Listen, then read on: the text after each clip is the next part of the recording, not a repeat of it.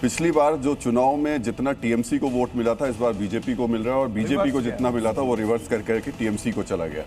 और उम्मीद की जा रही है कि अगर इस हिसाब से चला तो मुझे लगता है 170 से ज़्यादा बीजेपी के पास सीटें आ सकती है अभी तक के आंकलन के अनुसार।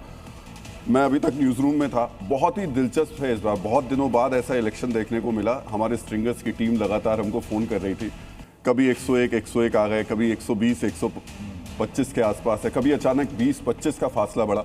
मतलब इतना इंटरेस्टिंग इलेक्शन बहुत दिनों बाद देखने को मिला है बंगाल का खासतौर से। लेकिन अब जो खासतौर से इलेक्शन कमीशन की साइट बता रही है उसके हिसाब से मार्जिन ठीक ठाक बड़ा होगा, ये तस्वीर बड़ी खास है। और दूसरा, तमिलनाडु में जो विजय की पार्टी ने किया है वो निश्चित तौर पर चौंकाने वाला है। हालांकि शुरुआती रुझान बता रहे थे कि वो उसी तरीके से बढ़त बनाएंगे जिस तरीके के आज नतीजे देखने को अभी तक मिल रहे हैं।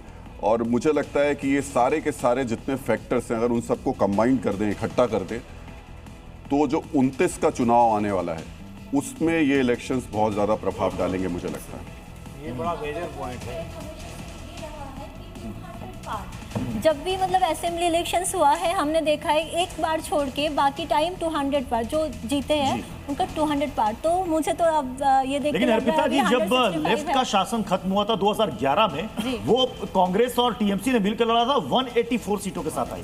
184 2011। हाँ, लेकिन उसके बाद 213 था। नहीं, वो नेक्स्ट 2006 200 पार इसलिए हुआ था क्योंकि पहले 2011 का लड़ाई जीतने के बाद, उसके बाद तो ममता दीदी ने पूरा बंगाल के प्रशासन के ऊपर कब्जा कर लिया। नहीं, तब तो वोट तो नहीं उसके होता वोट था। नहीं होता था, तो नहीं होता नेचुरल है कि exactly। 200 पार किया। 294 भी अगर हो जाता तब भी मैं अचंभित नहीं रहता उस चीज को लेकर। टाइम से आर यू सजेस्टिंग कि ये जो बीजेपी का नंबर है ये 200 पार हो सकता है? मुझे लग तो रहा है फिलहाल ये शाम देख के। तक अभिज्ञान जी मुझे लगता है कि हो सकता है। ये ट्रेंड और ज्यादा बढ़ेगा।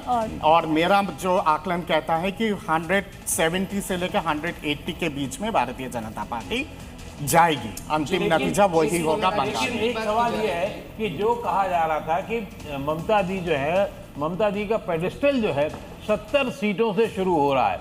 मतलब 70 सीटें तो मिनिमम होंगी जो साउथ पश्चिम बंगाल की रही हैं और मुस्लिम डोमिनेटेड एरिया की रही हैं। वहां से तो वो शुरू करती, वहां से वो उनका काम शुरू होता है जहां बीजेपी 0 शुरू करेगी। तो वो क्या वो सीटें भी बहुत डगमगाई है क्योंकि वहां पे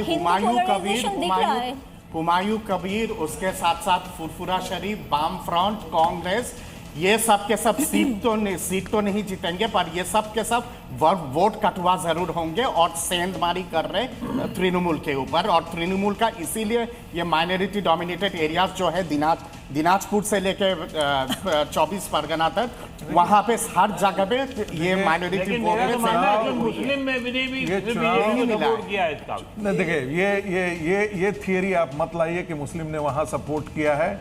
मुझे लगता है कि ये फिर बीजेपी को नहीं किया है, संगीत भाई, बीजेपी को नहीं किया है। ये पूरा कंप्लीट, मैं फिर कह रहा हूं, ये पूरा कंप्लीट पोलराइज्ड वोटिंग हुआ है, उसको नजरअंदाज नहीं कर सकते। मैं फिर कह रहा हूं, आप मुझे बताओ 70 सीटें में क्या कैसे सर मैं बता रहा हूं ऐसे 114 सीटें हैं, आप तो 70 बोल रहे हैं। 114 सीटें हैं जहां पर 20% से ज्यादा, बात नहीं कर रहा हूं, मैं तो बता रहा हूं 50% के ऊपर वाली 70 सीटें हैं।